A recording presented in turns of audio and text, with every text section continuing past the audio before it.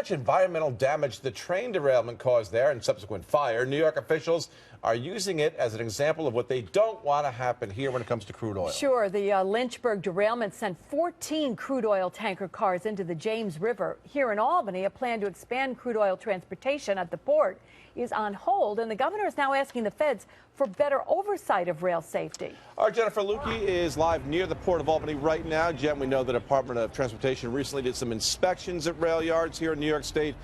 What did they find? Well, Greg, inspectors locally looked at tanker cars that carry both crude oil and ethanol, and they did find violations in brakes and in about a half a dozen wheels on some of these tanker cars. And you can see where I'm standing here. This is a park. You can see the guys are playing basketball behind me. This is a place where kids are all the time. And look at how close these train tracks are. You can see these tanker cars sitting here on the tracks right now. They sit here very often, and obviously people in this community, after what's been happening yesterday and in this country with rail, they're concerned about safety.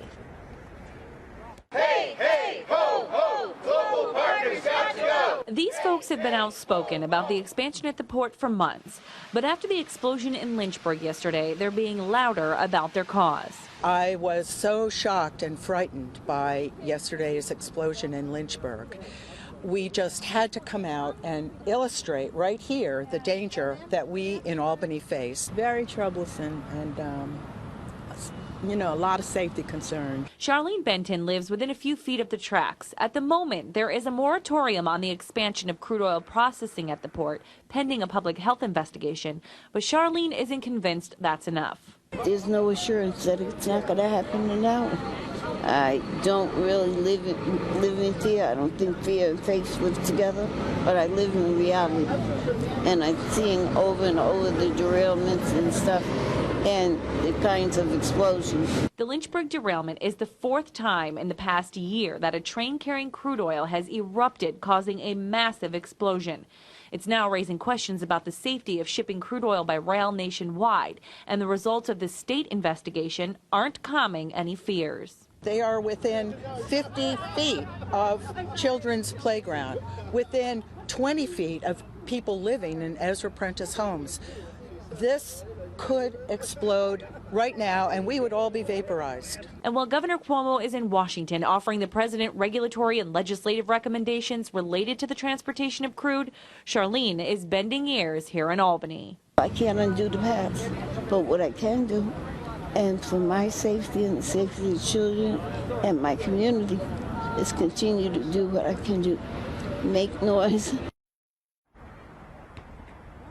Now, as far as current safety is concerned, the Albany Fire Department does drills here at the port weekly, practicing for any possible emergency. But I want to show you again just how close these train tracks are to this park, at 5, 6, 7 steps maybe from where these kids are playing basketball. The homes, I can see dozens of kids up and down outside from where I'm standing, that close to these tracks, and that is the big concern. Now, Global Partners, we learned, has already had a plan in place to update some of their train cars.